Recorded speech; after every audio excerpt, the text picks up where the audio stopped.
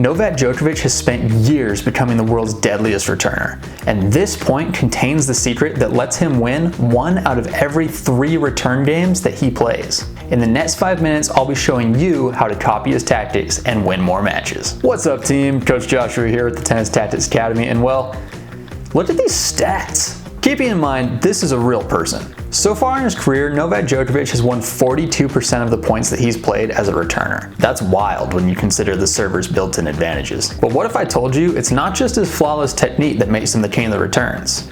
It's his tactics. We're going to analyze this point and find the specific tactics that you can use to level up your return game today. But first, do me a favor and hit that subscribe button so I can bring you more winning tactics. Now, let's break it down. I'm showing you a couple more clips to help you catch on to the first thing I want to talk about. Notice the depth of the return. All of these are landing past the service line. This is the first thing that we can do as a returner. Prioritize depth over everything. And for most players, a good target is to get your return to land behind your opponent's service line. But why are we aiming there? Let's jump over to the chalkboard. The stoplight model is a great tool for us to use as we talk about return targets. In a match, players often start somewhere around here, which places the returner squarely in a defensive position, and the server wants to keep him there. If you want to see how, check out my video on Roger Federer's first serve tactics. Anyways, your number one goal when returning serve should be to neutralize your opponent's depth advantage.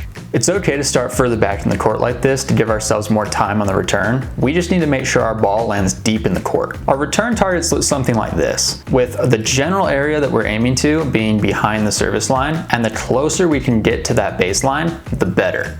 Hitting this deep in the court prevents our opponent from stepping in and attacking us, and it also gives us time to step up to the baseline before we hit our first ball. Doing this correctly should move both players into the neutral zone just behind the baseline. Watch our first point again and see how Novak's deep return moves both players into a neutral position on the court from a depth perspective. Yep, like clockwork. So now that we've neutralized the point vertically, the second thing that we can do as a returner is neutralize the point horizontally. Again, the server starts with the advantage. See how they're positioned in the middle of the court and the returner is positioned on the edge. In this position, look how much more open court the server has to attack than the returner. To solve this problem, Novak will often aim his deep return for the center of the court. Why? Well, if we aim for the middle of the court, we're going to move our opponent to the middle of the court, which is going to reduce the potential angles that they can hit into on their first ball, especially if we aim deep. If we succeed here, our opponent should hit the ball back a little bit more in the middle on our side of the court, which allows us to move to the middle of the court. Now, we're both in the middle of the court and the chess match continues. If we fail to keep our return deep and center, we often end up playing defense on the run. Watch how Roger attacks this wide return by hitting to the open court and just keeps hitting to the open court the rest of the point to force the error. We do not want this to happen. Now, if we keep our return center, but we leave it short, this also gives our opponent an opportunity to attack.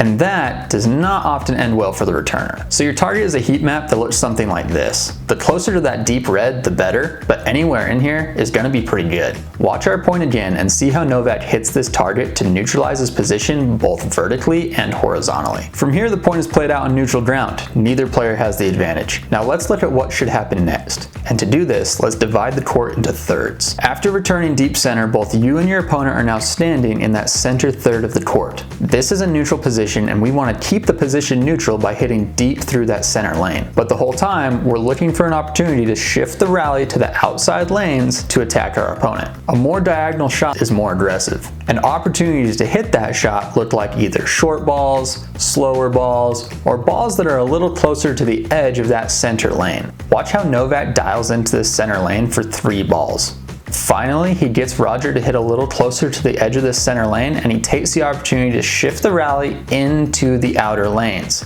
This gets Roger on the run and forces an error. Unless your opponent has a really weak serve, returning starts you off in a defensive position.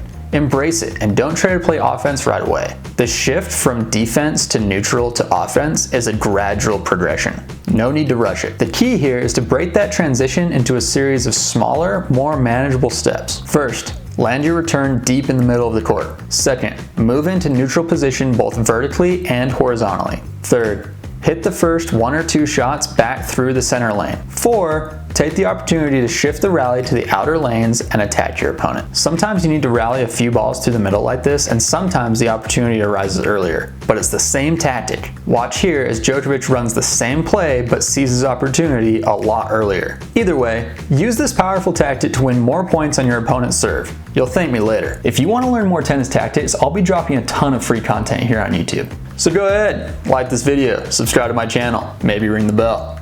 I'll be dropping video lessons on my entire tactics library over the next few weeks, and you don't want to miss it. And if you want even more tennis tactics, head on over to my website at tennistactics.org to stay in touch. Until then, hit your targets. We'll talk soon.